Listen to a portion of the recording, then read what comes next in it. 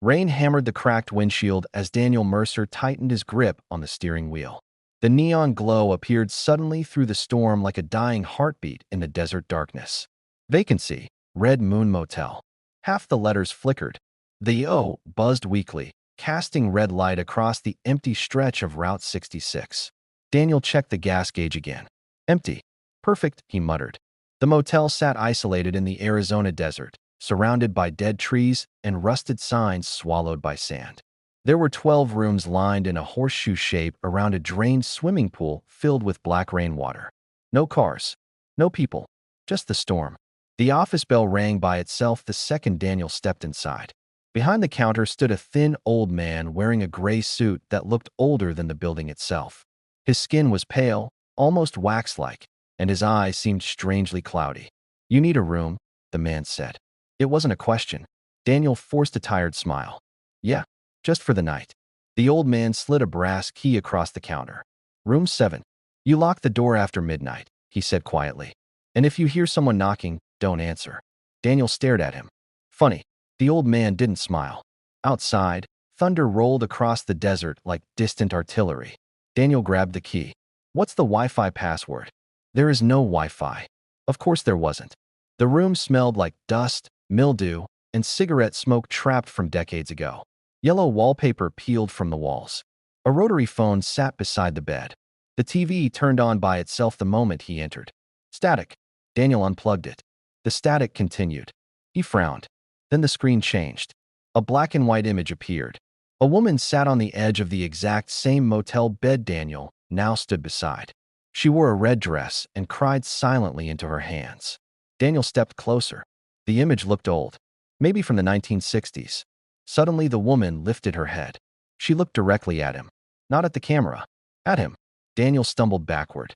The TV snapped back to static. What the hell? His phone had no signal. Naturally. Outside, the storm worsened. Wind screamed through gaps in the walls like whispers moving room to room. Daniel tried sleeping anyway. At 12:14 a.m., he woke to footsteps outside. Slow.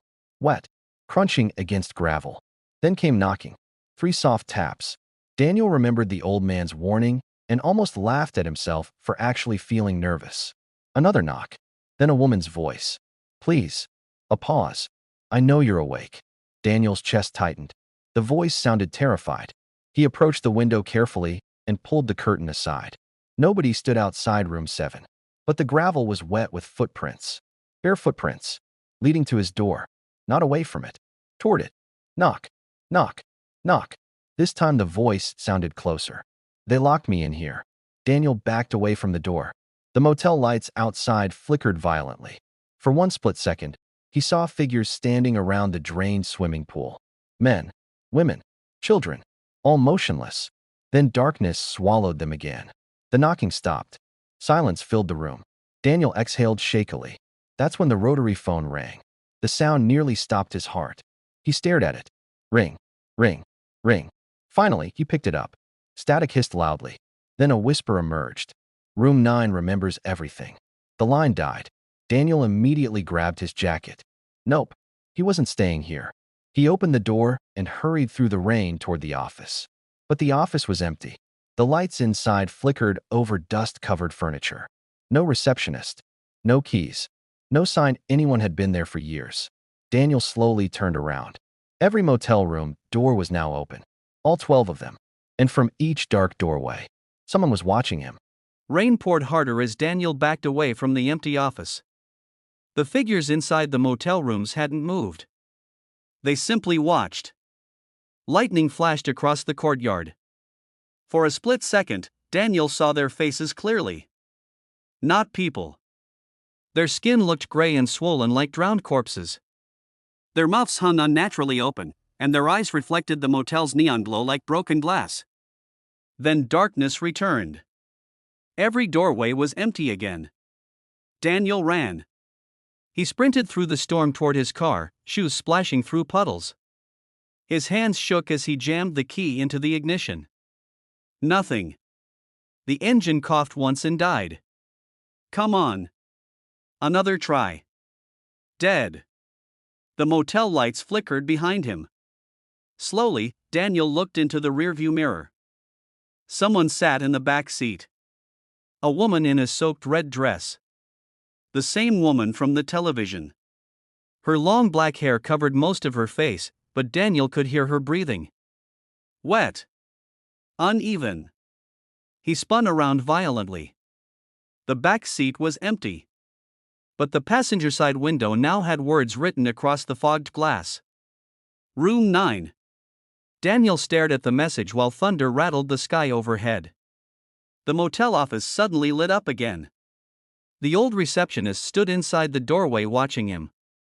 Waiting. Daniel stepped out of the car carefully. "I want to leave," he shouted. The old man tilted his head slightly. "You checked in. What does that even mean?"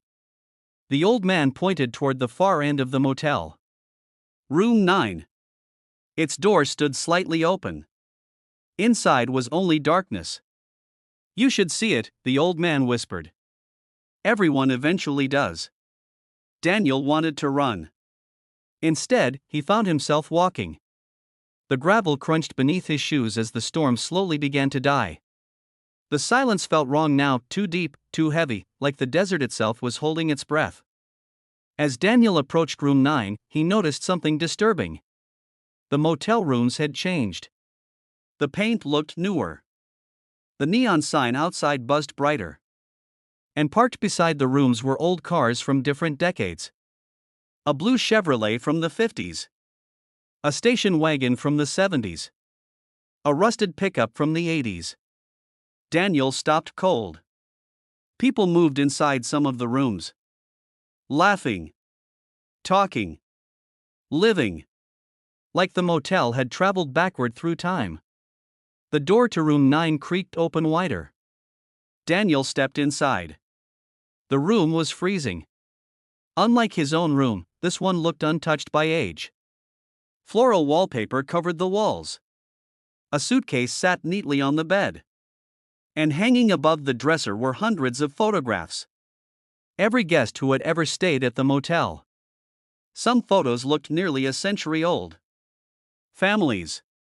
Truck drivers. Couples. Travelers. But every single photo shared one horrifying detail. In each picture, someone stood in the background. Watching. A tall shadowy figure with no face. Daniel stepped closer to one of the newest photographs. His blood turned to ice. It was him. Standing outside room 7 earlier that night. And behind him. The faceless figure smiled with a mouth far too wide to be human. Suddenly the bathroom door slammed shut. Daniel jumped violently. Then came crying. Soft at first. A child crying. Daniel slowly approached the bathroom. The crying turned into panicked screaming. Tiny fists pounded against the other side of the door. "Let me out!" Daniel grabbed the handle and pulled. Locked. The child screamed louder. "Please." Without thinking, Daniel rammed his shoulder into the door. Once. Twice. The wood cracked open. Inside the bathroom sat an old bathtub filled with dark water. No child. Only water. But floating near the surface was a small toy rabbit soaked black with mold. The crying stopped instantly. Then a new voice whispered directly behind him. "You shouldn't open doors here." Daniel turned. The woman in the red dress stood inches away. Up close, her face looked horribly wrong. Her eyes were stitched shut. Water dripped endlessly from her hair onto the carpet. "What is this place?" Daniel whispered. The woman's lips trembled. "A place that feeds on memories." The lights exploded overhead. Darkness swallowed the room. And somewhere inside the motel, something massive began moving through the walls. Slowly. Searching. Daniel stumbled backward as scratching sounds echoed through the darkness. Not from outside. Inside the walls. The sound crawled around room 9 like enormous claws dragging through wood. The woman in the red dress stepped back toward the corner, terrified. "You have to stay quiet," she whispered. The scratching suddenly stopped. Silence. Then came breathing. Heavy. Wet. Directly behind the wallpaper. Daniel's entire body locked up. A bulge slowly pushed outward from the wall beside the bed, stretching the wallpaper like skin. Something enormous moved beneath it. The shape resembled a human head. Then another. Then dozens. Faces pressed outward from inside the walls, mouths silently opening and closing. Daniel nearly screamed. The woman grabbed his wrist hard. "It hears fear." The wall burst inward. A pale arm shot out, impossibly long and thin, fingers snapping blindly through the air searching for them. Daniel fell backward. More arms emerged around the room. The motel itself was alive. People's faces pushed through the wallpaper screaming silently while skeletal hands clawed their way out. Daniel ran for the door.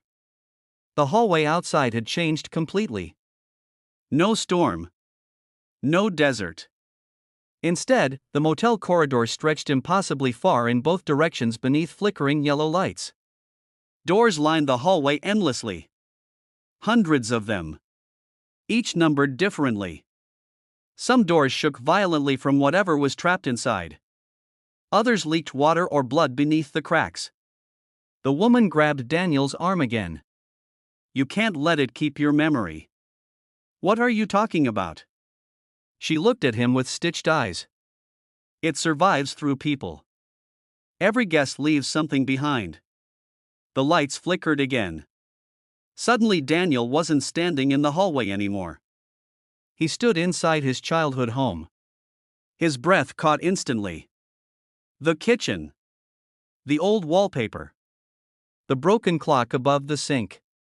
His mother stood near the counter smiling softly. Impossible. She had died 12 years ago. "Danny," she asked gently. Daniel felt tears fill his eyes. "Mom." For one dangerous moment, he forgot the motel entirely. Forgot the fear.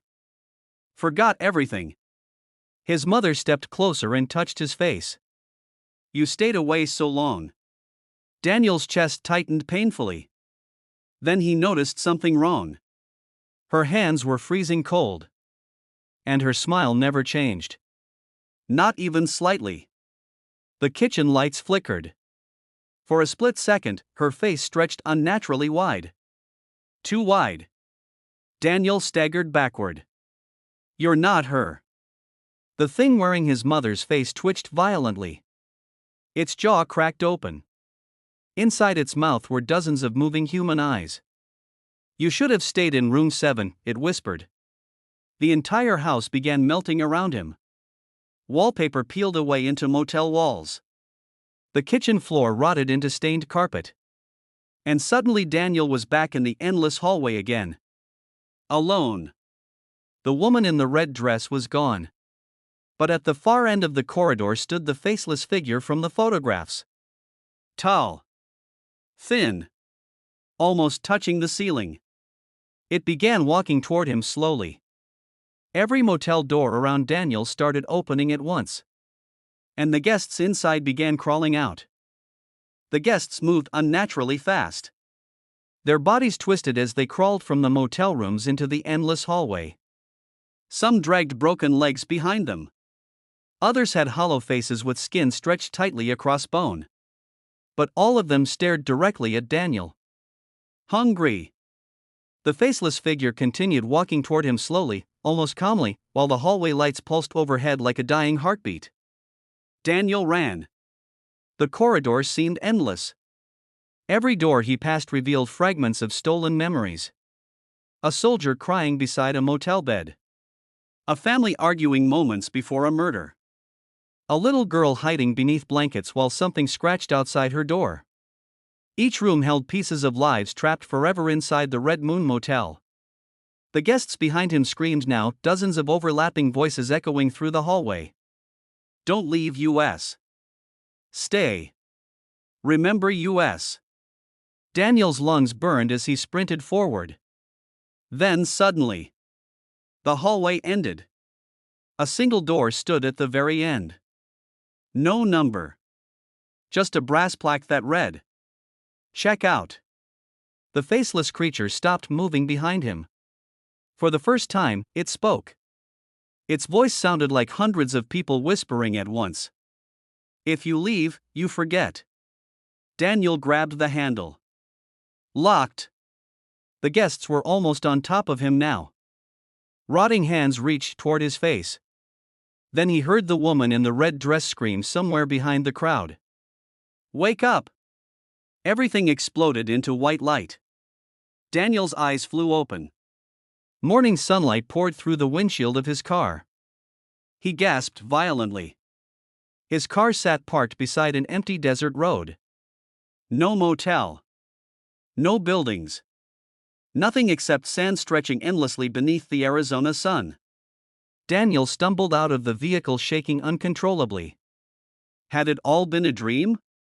His gas tank was full now. The storm was gone. And Route 66 lay completely silent. Daniel laughed nervously to himself. Jesus. Then he noticed something buried half beneath the sand nearby. A brass motel key.